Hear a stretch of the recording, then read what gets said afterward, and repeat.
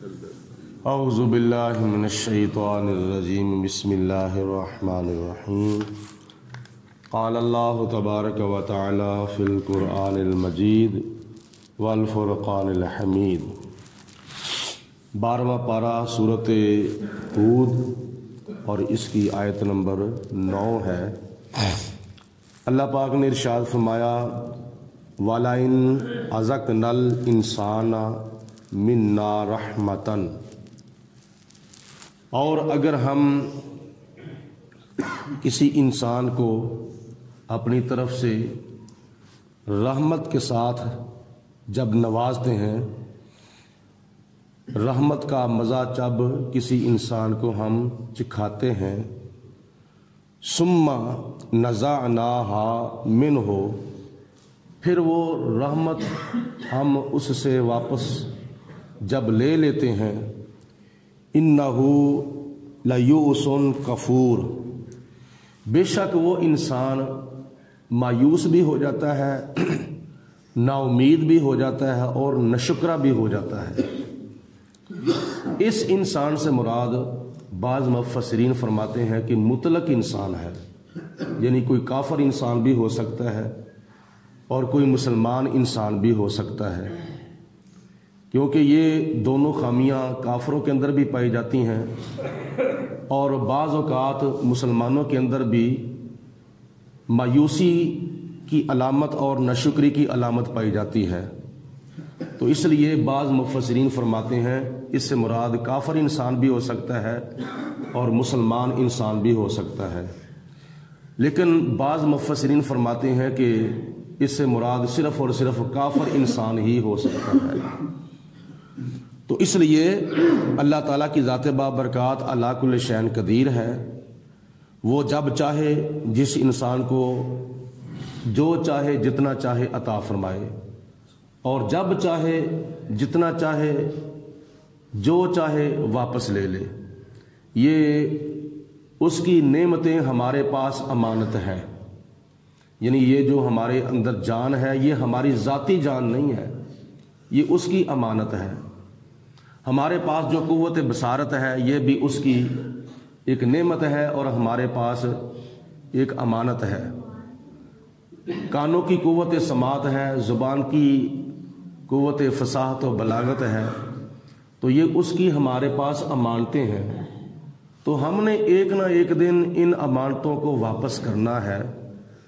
مستقل تو اس کے پاس یہ امانتیں رہیں جس کی یہ ذاتی چیزیں ہیں، ہماری ذاتی تو کوئی چیز ہے ہی نہیں، سب کچھ اللہ تعالیٰ کی عطا کی ہوئی نعمتیں ہیں۔ حقیقت اللہ تعالیٰ ارشاد فرماتا ہے وَلَئِن، اور اگر ہم أَذَقْنَاهُ نَعْمَاءَ بَعْدَ ضَرَّاءَ مَسَّتْهُ، پھر جب ہم اپنی نعمت کا مزہ ہم انسان کو چکھاتے ہیں اس تکلیف کے بعد جو اس کو پہنچی تھی، یعنی بیماری کے بعد تندرستی اور فقر و فاقہ کے بعد آسانی، فراخی اور تنگ دستی کے بعد مال و دولت کا مل جانا۔ ایک بچہ یا بچی اللہ تعالیٰ واپس لے کر اس کو پھر اس کے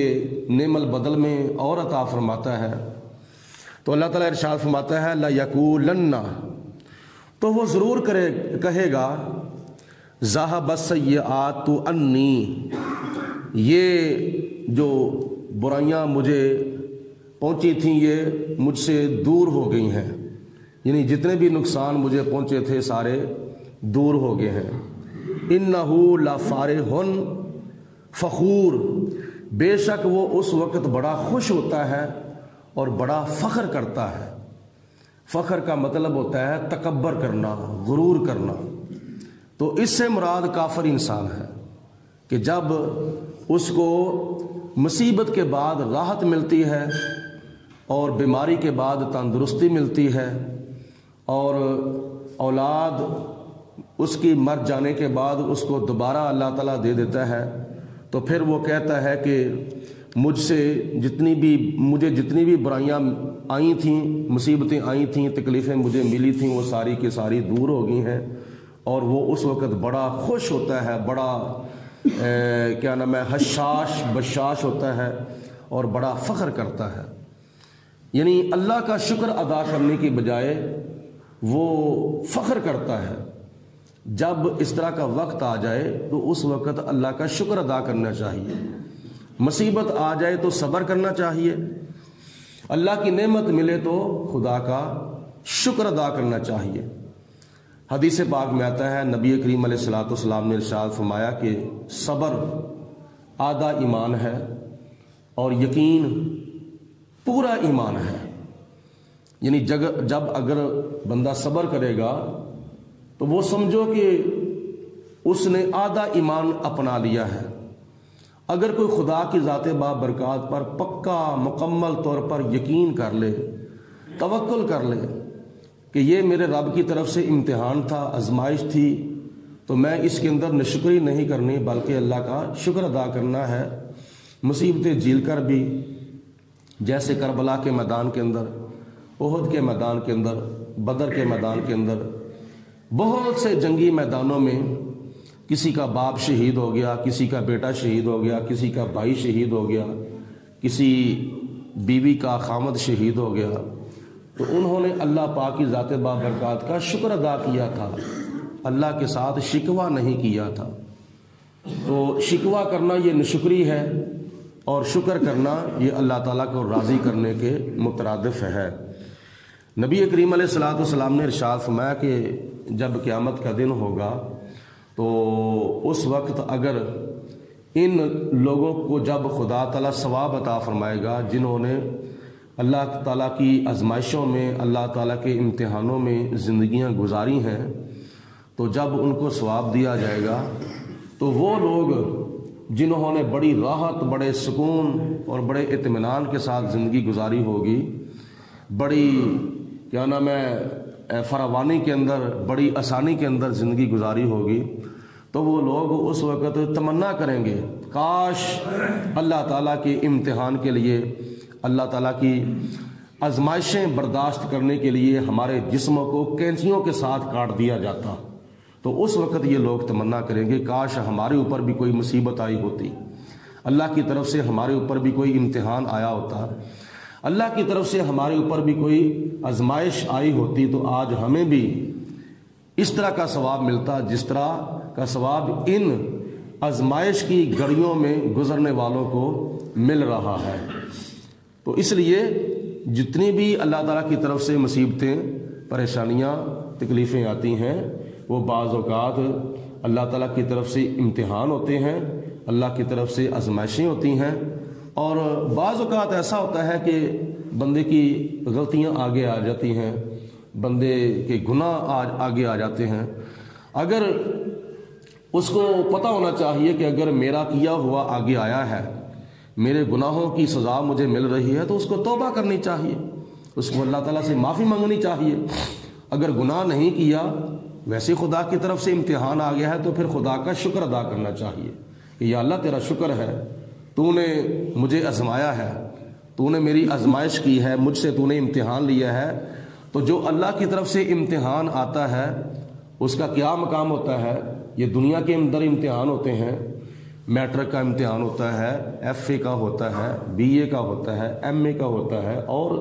کافی تعلیمی اداروں میں، یونیورسٹیوں میں یا کالجوں میں امتحان ہوتے ہیں۔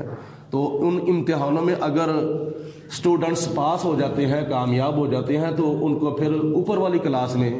داخلہ جو ہے وہ مل جاتا ہے، یعنی ان کو عروج ملتا ہے۔ تو جب دنیا کے امتحان کے اندر بندہ کامیاب ہو جائے تو اس کو عروج ملتا ہے، اس کو بلندی ملتی ہے۔ تو جب خدا کے امتحان کے اندر بندہ کامیاب ہو جائے تو بندہ اللہ تعالیٰ کی جنت میں چلا جاتا ہے، خدا تعالیٰ اس کو اپنی رحمت میں پناہ عطا فرماتا ہے۔ تو یہ لوگ وہ ہیں کہ جو خدا کا شکر ادا کرنے کی بجائے ناشکری کرتے ہیں، فخر کرتے ہیں، تکبر کرتے ہیں، غرور کرتے ہیں، اور بڑے خوش ہوتے ہیں، بڑے حشاش بشاش ہوتے ہیں۔ الا الذین، سوائے ان لوگوں کے، صبروا، جنہوں نے صبر کیا، وعملوا الصالحات، اور صبر کرنے کے بعد پھر بھی 5 وقت کی نماز کی پابندی کی، صبر کرنے کے باوجود پھر بھی رمضان المبارک کے روزے رکھے۔ دیکھو نا، آج خدا نہ خواستہ اللہ تعالیٰ نہ کرے کسی کے گھر کے اندر فوتگی ہو جاتی ہے، کسی کا بچہ، کسی کی بچی، کسی کی بہن، کسی کا بھائی، کسی کی ماں، کسی کا باپ، کسی کا خامد، کسی کی بیوی، جب گھر کے اندر فوت ہو جاتے ہیں تو پھر بڑے بڑے خدا تعالیٰ سے ڈرنے والے ایسی حالت میں بھی نماز نہیں چھوڑتے، نماز کی پابندی کرتے ہیں۔ الا الذین، سوائے ان لوگوں کے صبروا جنہوں نے صبر کیا اللہ تعالیٰ کے امتحانوں اور خدا کی آزمائشوں میں، وعملوا الصالحات، اور ان آزمائش کی گھڑیوں میں بھی جنہوں نے نیک اعمال کو اپنے نیک اعمال کو اپنے جسموں کے اوپر سجایا، اولئک لہم مغفرۃ، اللہ پاک ان کو آخرت میں کیا عطا فرمائے گا؟ یہ وہ لوگ ہیں جن کے لیے خدا تعالیٰ نے بخشش کیا تیار کر رکھی ہے، یہ وہ لوگ ہیں جن کے لیے بخشش ہے، جن کے لیے مغفرت ہے، وَأَجْرٌ کبیر، اور ان کے لیے چھوٹا اجر نہیں بلکہ ان کے لیے بڑا اجر ہے، بڑا ثواب ہے، ان کے لیے بہت زیادہ ان کے لیے ثواب ہے۔ تو ثواب کی تو حد ہی کو نہیں ہے، کتنا اللہ تعالیٰ ان کو ثواب عطا فرمائے گا۔ ایک اس کی جھلک میں آپ کو عرض کرتا ہوں کہ جب بندہ اللہ تعالیٰ کی راہ میں صدقہ کرتا ہے، چاہے ایک کھجور ہی اللہ کی راہ میں صدقہ کرے، تو نبی کریم علیہ الصلوۃ والسلام نے ارشاد فرمایا کہ خدا تعالیٰ اس صدقے کی پرورش کرتا ہے، اور وہ صدقہ بڑھتا بڑھتا بڑھتا بڑھتا بڑھتا بڑھتا اتنا بڑا ہو جاتا ہے کہ جیسے تم اپنے بچے کو پالتے ہو، سنبھالتے ہو، بچے کی پرورش کرتے ہو، تو وہ بچہ دودھ پیتا پیتا پھر بیٹھنے لگ جاتا ہے، بیٹھنے کے بعد پھر وہ کیا نام ہے رڑنے لگ جاتا ہے، رڑنے کے بعد پھر وہ بچہ کھڑا ہونے لگ جاتا ہے، کھڑا ہونے کے بعد بچہ وہ چلنے پھرنے لگ جاتا ہے، چلنے پھرنے کے بعد پھر بچہ دوڑنے لگ جاتا ہے، حتیٰ کہ وہ بچہ کیا نام ہے باتیں کرنے لگ جاتا ہے، اور پھر وہ جوان ہو جاتا ہے، پھر وہ اپنے والدین کے بڑھاپے میں سہارا بن جاتا ہے۔ تو جس طرح تم اپنے بچوں کو پالتے ہو تو بچہ بڑا ہو جاتا ہے، جوان ہو جاتا ہے، اسی طرح نبی کریم علیہ السلام نے فرمایا کہ جب تم صدقہ کرتے ہو تو وہ صدقہ خدا تعالیٰ پالتا ہے، اس صدقے کی پرورش خدا کرتا ہے۔ چاہے ایک کھجور تم صدقہ دیتے ہو تو اس کھجور کو جب خدا تعالیٰ صدقے کے طور پر پالتا ہے، پرورش کرتا ہے، تو وہ صدقہ قیامت تک اتنا بڑا ہو جاتا ہے، اتنا بڑا ہو جاتا ہے کہ احد پہاڑ کے برابر وہ صدقہ ہو جاتا ہے۔